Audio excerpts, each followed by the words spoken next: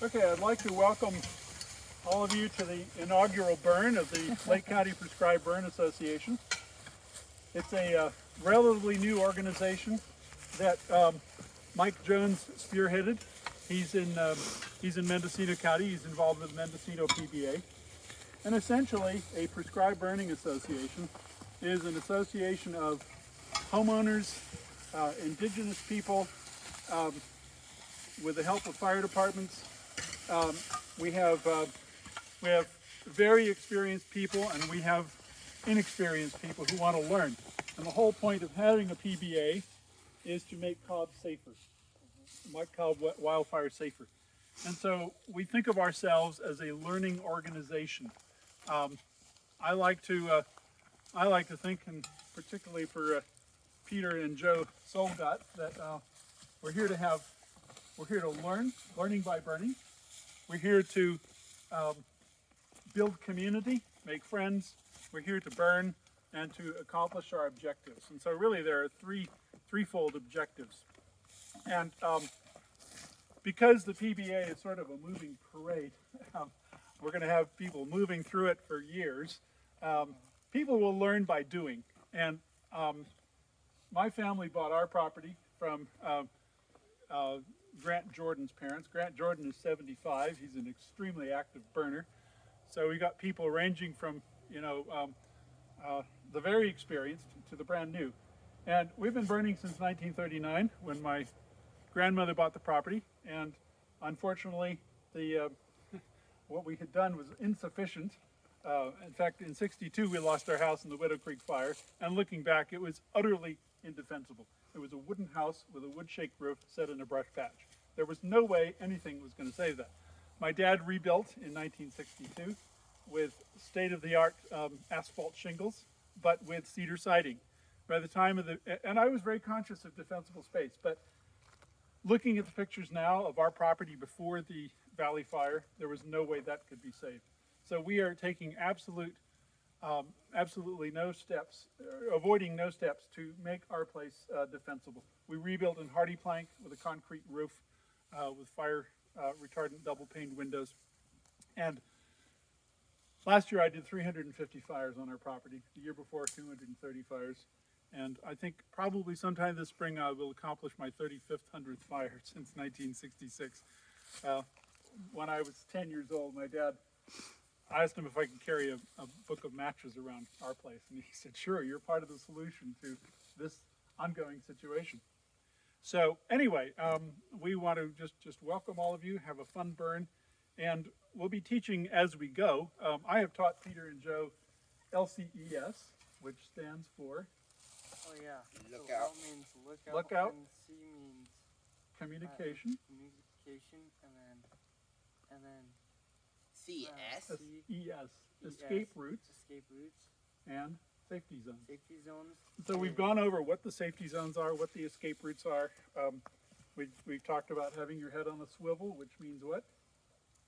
Means Always looking around, right. in front of you, behind you, situational awareness. And in fact, on a burn that I was at the Audubon Canyon Ranch 2 years ago, 2 springs ago, we had an issue where we had a line like this, and then there was a barbed wire fence, and then a big field, or not a field, it was a big grassy area with under huge heritage oaks.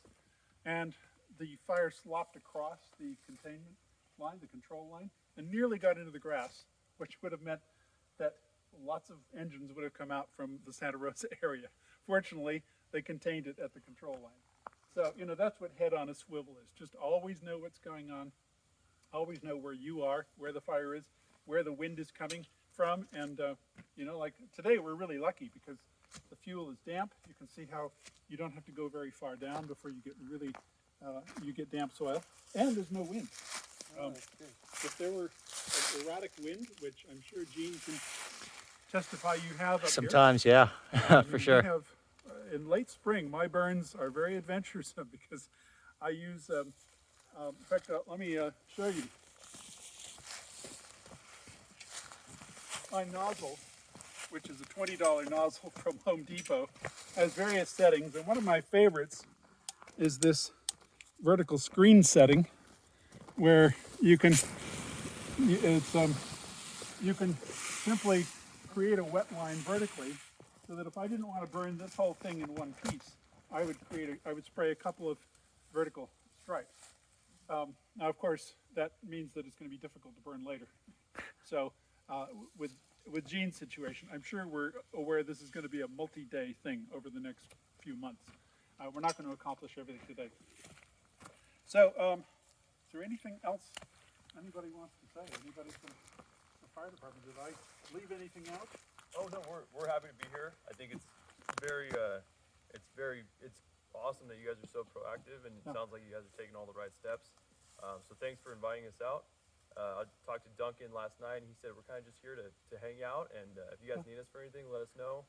We're not to put any fire on the ground, Right. but if something was to happen, we're here just as a precautionary. Yeah, great, thank you. Thank you guys for coming out. Yeah, It's wonderful. no Yeah. And my son, Michael, who has been burning since, Michael Hess has been burning since he was 2 years old, when he could toddle around and throw sticks on the fire. He decided to become a wildland firefighter. So he's had some interesting experiences, including being on the Dixie fire for 2 months. My son Robert also at 2 years old. So a lot of Cobb kids, like you guys, have been burning since when? Since you were able to walk? I think so, yeah. Yeah. So, but a lot of kids, I've talked to kids from the estates behind harvesters who have no land to burn on, and they don't have a family experience, and they would love to join us. It's just that, as Gene was saying, this is very short notice. There are a couple of people I know who would love to be here who have family outings. And so there will be multiple opportunities between now and April 30th, and we hope that we can arrange some bigger burns. I think there's one scheduled for Secret Canyon, isn't there, sometime later? Probably, yeah. That was going to happen last year, but it snowed the week before. Oh, and that's another thing about prescribed burning. We have to be a fast, nimble group, able to be marshaled at a moment's notice, like 3 days. We've got a window for a burn. Who can come? So I would hope that we could build up a cadre of maybe 100 citizen burners or more, and so that not everybody can make every burn, but most people want to make at least 1 or 2 burns. Yeah. And so you don't have people coming who've never handled a McLeod or never handled a drip torch. You have people coming experienced and prepared to burn and just get the job done. So I think with that, we should throw out the first burn and then get started. Yeah. Thank you, Peter. All right, let's do it. What do you want?